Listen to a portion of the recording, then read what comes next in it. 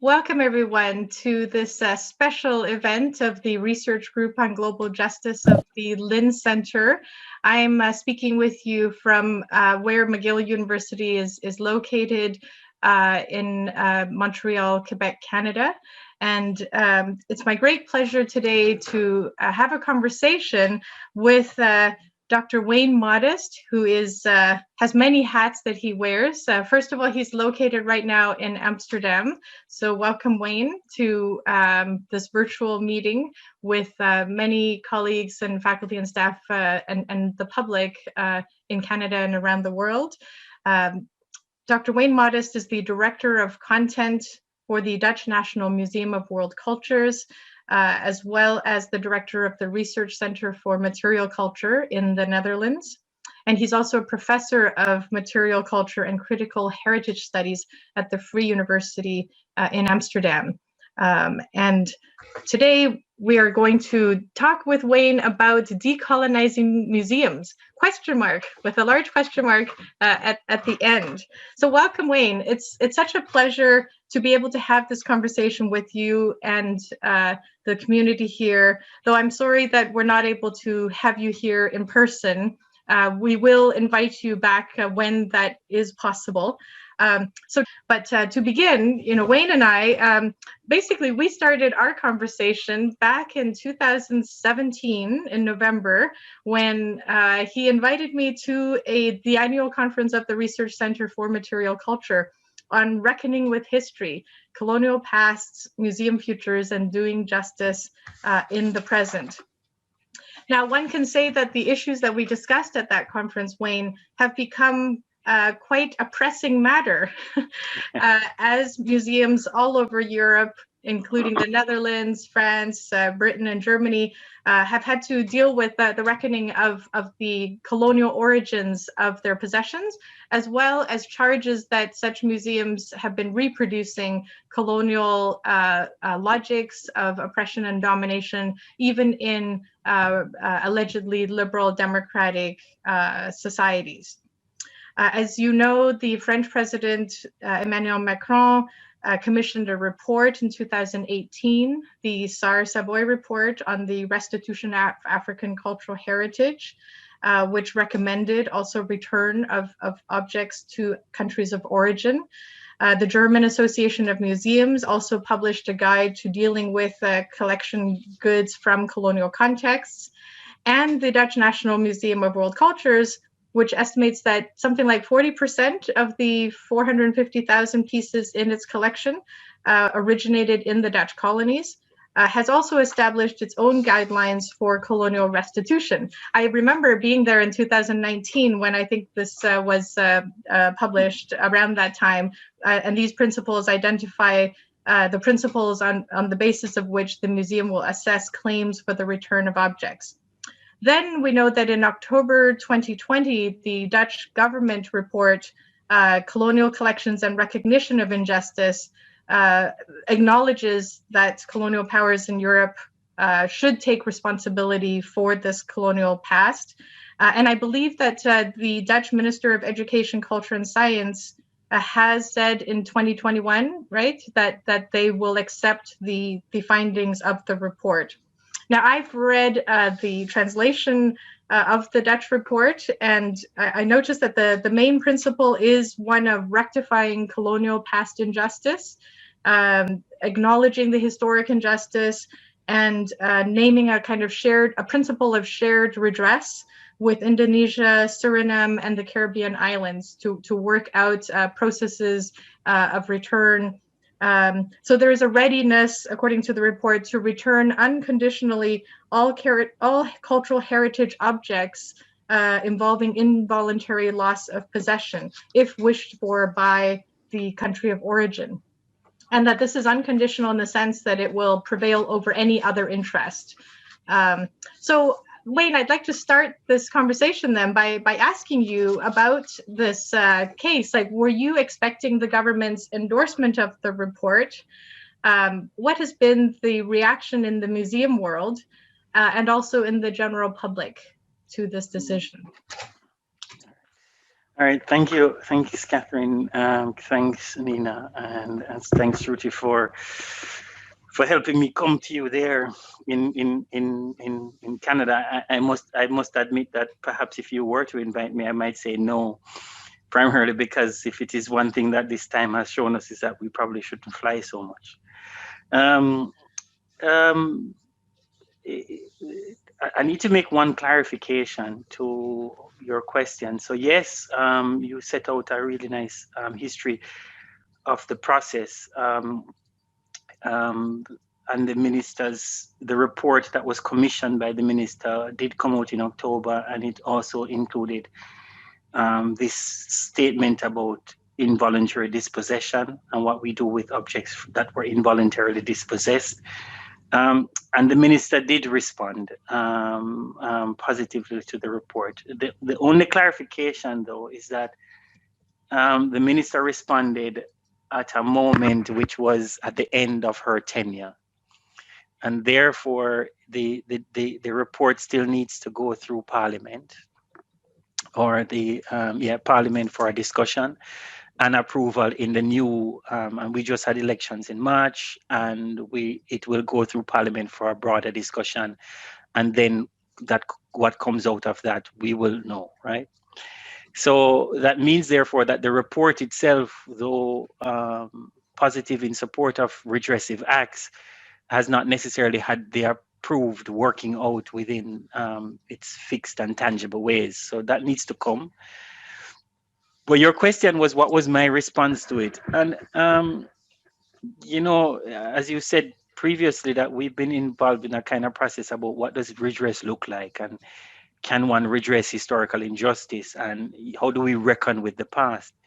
It is actually very interesting that you asked this question now, because we just heard, and I gave this in a lecture recently, we just heard only a few days ago, a few weeks ago, that Britain has no problem with race or racism, right? They just did a report to say that everything is fine, that there is no structural racism that is in or systemic racism that is involved in Europe. But that comes also at a moment across Europe, like America, the US in particular, where we are struggling with the idea of whether or not one can have any judgment of the past.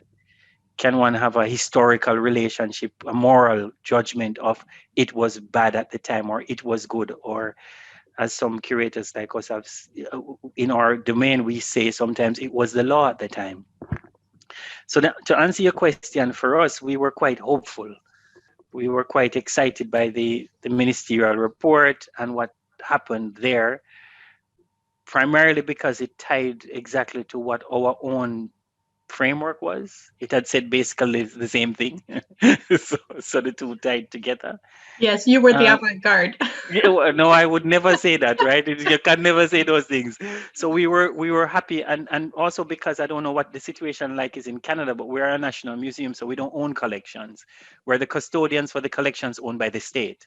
So if the state report said that they are open to restitution, then then we were happy with that move. That said, there was a lot of anxiety also, right? What will private collectors do? Does this report also is about private collection? There are many people who are afraid about us having empty museums. Once the floodgates opens, and then the museum will be empty. So the response to that report was very multiple in the Netherlands, but also outside of the Netherlands across Europe. And for us, we were positive with two particular issues that we had. One suggestion of the report was that it was more about the Dutch colonial project and not other colonial projects. So it says involuntary separation and violent separation in relationship to the Dutch colonial project. Indonesia, Suriname, and the Caribbean islands, Sri Lanka even. But it doesn't say anything about other colonial projects, for example, so as Benin and the British colonial project. So that was one thing that we were we had some concerns about. And the second concern that we had in relationship to the report, even though we understood it, is the state-to-state requirement in the report, which says that restitution claims must come from a state to our state. So we were a little bit concerned with, because we are embedded in a practice of what Laura Pierce has described in her book and others have used as source community collaborations, then what we were just concerned about, what does it mean when the state might be in a complex relationship with a community, and how does that help the situation? So the answer to your question is we were very supportive of, but also we had a few concerns. And one of the fundamental concerns, I must admit, is that, for me anyway, thinking theoretically, is that sometimes as one read the report, it seemed to underestimate the complexity of colonial entanglements, both in the past and in the present. So that was how I could answer that. Mm-hmm. Wonderful. So I've only read the short English summary version. I did think that it mentioned objects from source countries colonized by other European powers. So does that mean if you have something in your collection that belonged to a country that was colonized by a non-Dutch, European power, that could also be subject to return if requested by the source country, right? So although without explicitly dealing with obviously these other imperial projects. Right. No, actually, there is a distinction made, I think, in the report that suggests that the unconditional response to involuntary dispossession is really only about the Netherlands, and that there are other framings that would happen with other forms of dispossession. So with the British or with the French, that is another,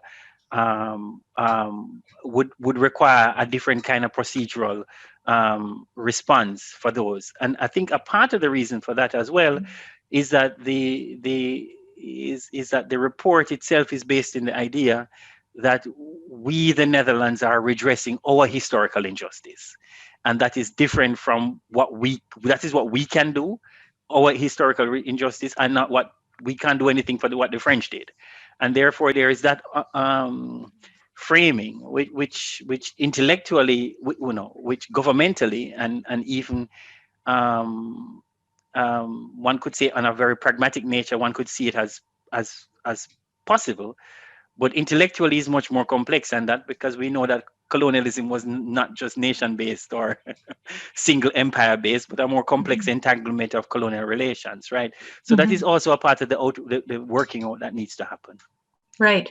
Yes, I that was my impression too from the English summary, that basically the whole principle of redress is it's put in, what I would call a very interactional frame. It's about what the Dutch did, to these former colonies, and it's about redressing that historic injustice.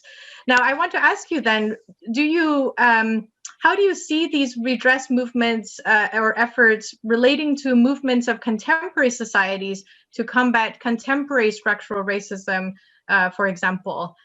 So a lot of the report is about rectifying the historic interactional injustice, as you say. It's very much framed in that way. There's not much recognition in it of how redressing this past contributes to the contemporary contestations about structural racism in our contemporary societies.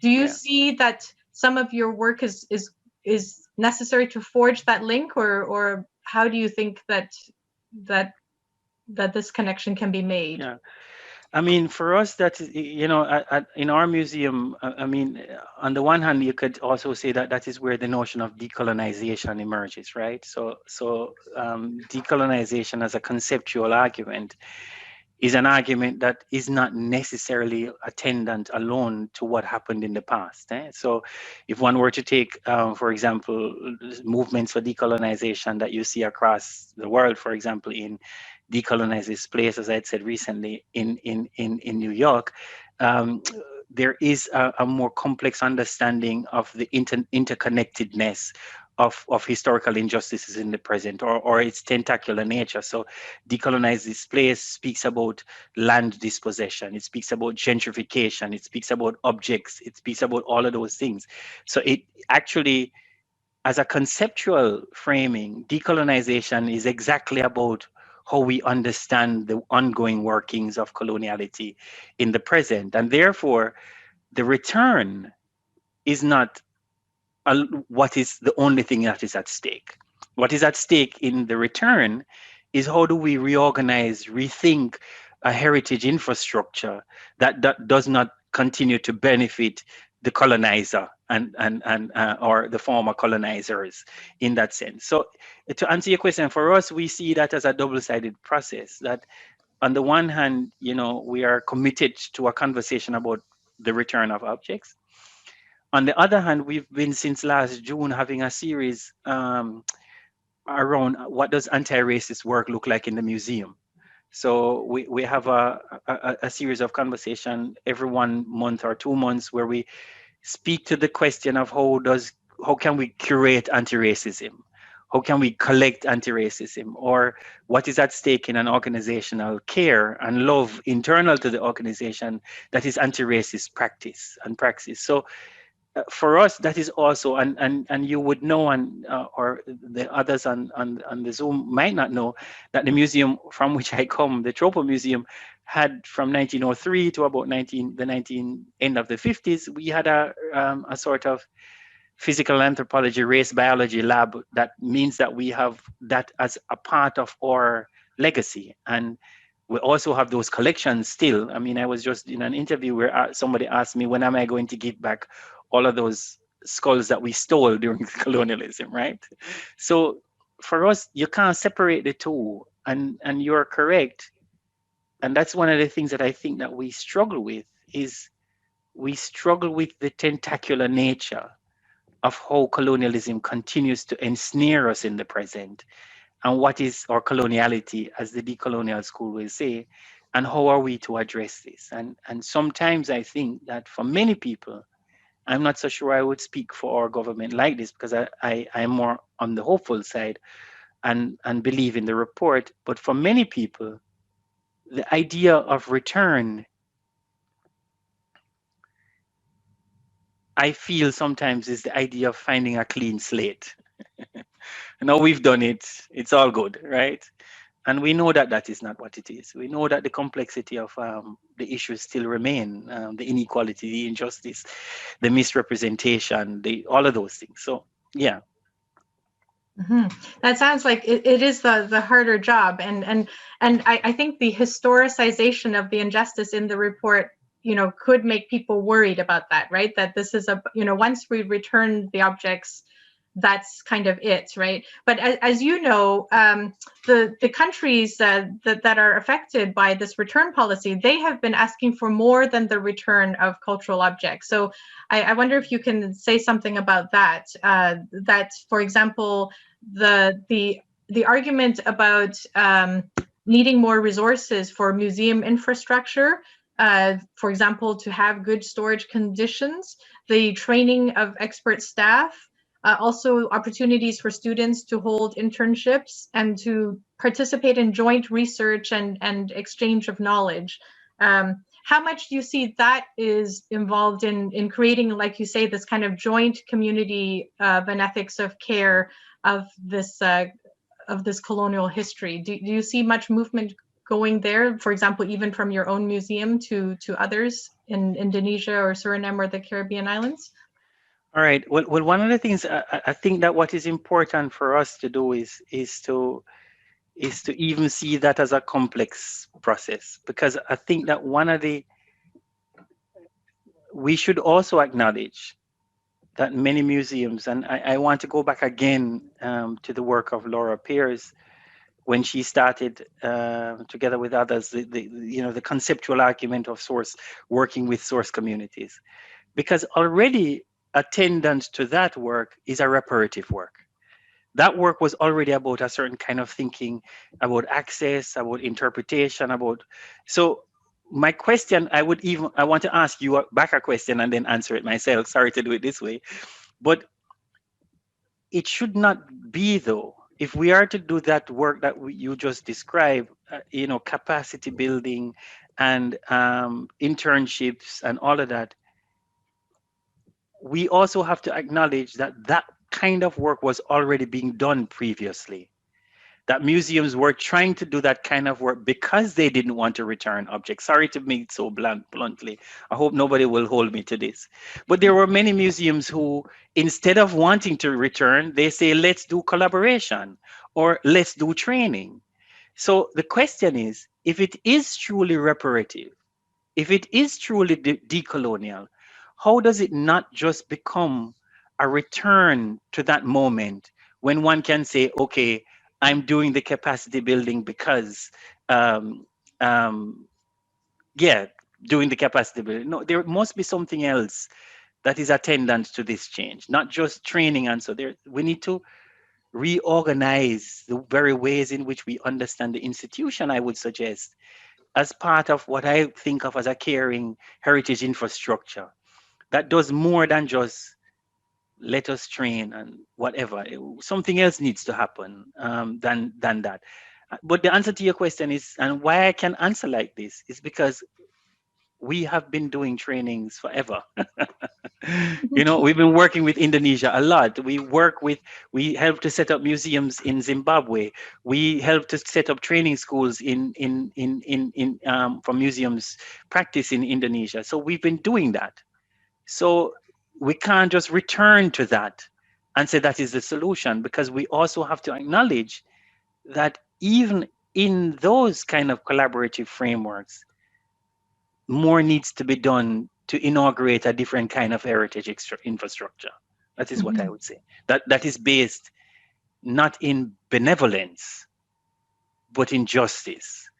That is based in equity and not just in a certain kind of, this idea that we're doing good for ourselves. I have an issue with that. Mm-hmm. Excellent. So I think that takes me to like the heart of my question about what it means to decolonize such museums, which, as you say, in many contexts, like in the Netherlands, museums are custodians of basically possessions of the state. So these possessions, really, the holdings of museums are still actually owned by the state, and like you say, therefore requires parliamentary approval for anything to be returned. So there's a question of, can you imagine the National Museum being denationalized? And like does the idea of critical custodianship that we talked about in 2019 not really go far enough, right? Because as you say, you can be critical or critical curation, you can do critical training, you can even expand training. But I take it one of the things of the report, at least I think that was new, was this idea of building museum infrastructure in the source countries themselves, so that they're not just training people, in the Netherlands, but that they will have their own cultural objects and present them in their own way. But maybe that requires a kind of denationalization of these museums. Could you imagine that as a way to, and is that just going too far? Is that something you couldn't possibly suggest to the National Minister of Education and Science? Yeah. No, I mean, there are many sides to it. You didn't promise me that this was going to be easy, right, Catherine? I never do. You never promised. Let me answer you in two ways, because I think I want to get to what the idea of decolonization is, and I think that's where the answer is. Unfortunately, if many people will, I'm not really optimistic about notions of the non-nation, the non-national, the denational. I'm not very optimistic about that. It is not necessarily that I don't think that the national project is something that one needs to critique. I think we need to critique this bordered imagination that we've come to construct as the nation, especially as it is so fundamentally bound up in pride. I find that that is one of the big problems, that, you know, if there is emotional citizenship, if one can describe something as emotional citizenship, it would be lovely if we could see nations want to regard themselves as compassionate, or or something else, but not just proud of themselves, right? Proud of your national history. So there is a notion in the denational that I understand where you'd like to get at, but I'm just not very optimistic of what that might look like. Mhm. What interests me more is something else that you say, which is the very problem when, even if we were to acknowledge the complex entanglement that we are involved in terms of what we understand of heritage and preservation, what we understand as a museum, or what it should be. Now there is this discussion about what the ICOM definition is, and we can talk about that, because I have a whole heap of criticism about that as well. Um, One of the problems is, I think, with the very nature of how we understand decolonization, or how we understand heritage, is our definitions.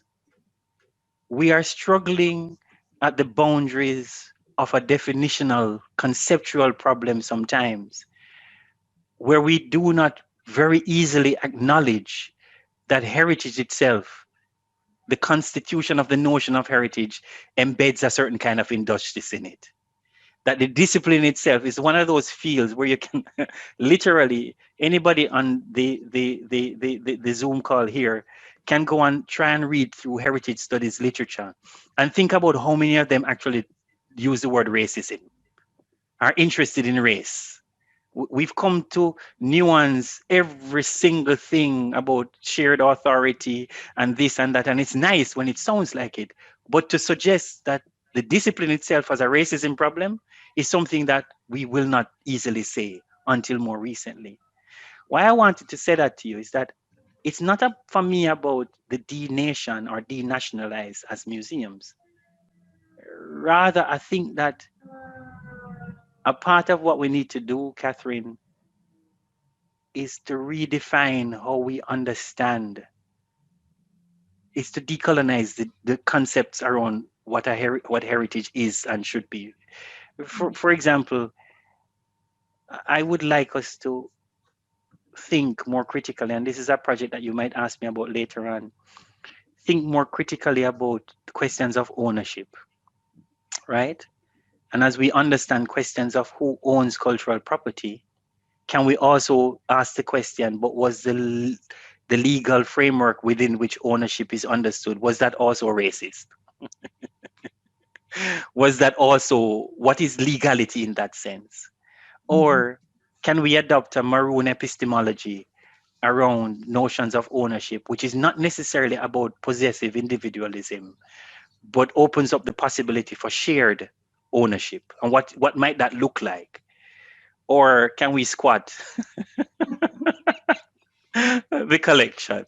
So my interest is not necessarily just about the question of, because it can be denationalized, but denationalization without reforming the very notions of what preservation should look like, or is, what ownership is, whose value is more important than whom, is also a part of the problem that we have. Because a part of the problem is that I will say to you, and this is a research project we're interested in now, that a particular object has a universal knowledge value. And you will say to me, but that object is my ancestor. And I will say to you that I'm going to keep it because of the knowledge value, rather than thinking about what is the contestation between those two values and what is at stake in that. So denationalize, say, without question, I'm going to the minister to ask her that, or the next one.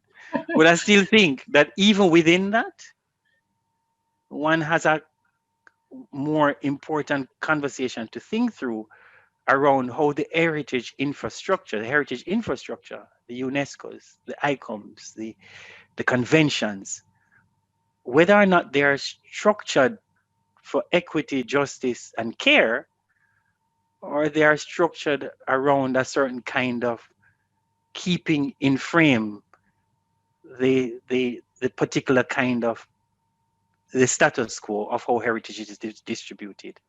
I would like heritage to move away from preservation towards care, which I think is a different kind of paradigm. Mm-hmm. Yes, and I did notice in the report, like you say, there's an interesting move the report makes, which says, it's trying to transcend colonial legality, right? It Yeah. says we know that the legality of these requests for return is not an issue, that Dutch law does not oppose the return of colonial cultural objects by the state to source countries, even though there's sort of been a time limitation that legally wouldn't make them legal claims. So it tries to say this is an ethical issue, but the whole way it thinks about return is very much like a kind of ownership model, right, of stolen property. So this is stuff that was involuntarily taken. There is an owner, right? There's attempts to find owners and to return it.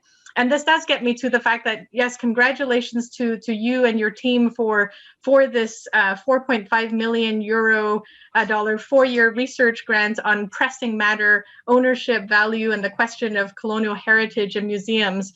I'm delighted to know that I was an international collaborator on this project, so I look forward to collaborating further with you on this.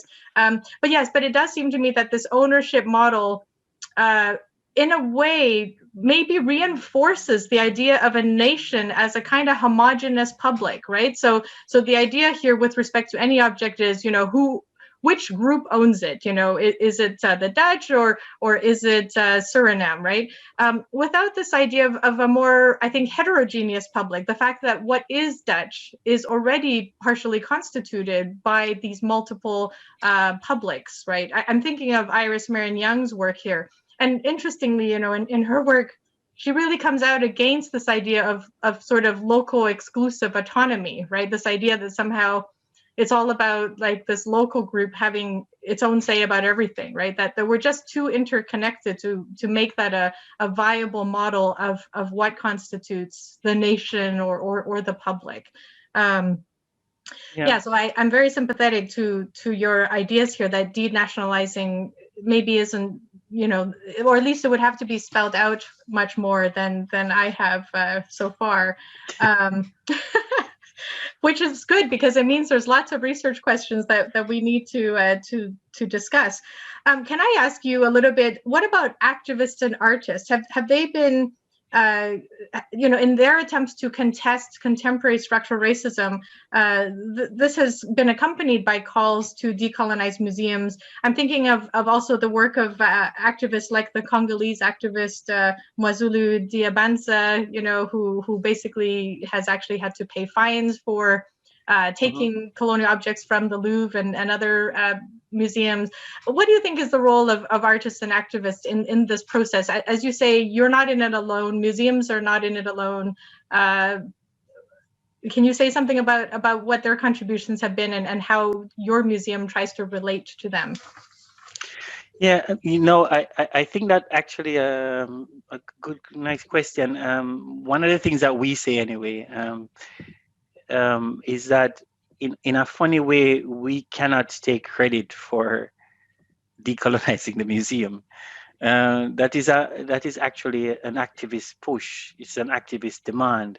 If one were to think about tracing the movement that now calls itself Decolonize the Museum, not necessarily to trace origins or so, one could actually see a kind of groundswell of activity that was moving on social media between Germany, the UK, South Africa with the Rhodes Must Fall movement that bounced back to the UK, that bounced to Canada, the Netherlands. And so there is in a way that activists have been extremely important actually to foreground this as a possibility. And one of the things I find also interesting is the kind of impatience that activists have had for the ongoing long conversation about diversity and inclusion.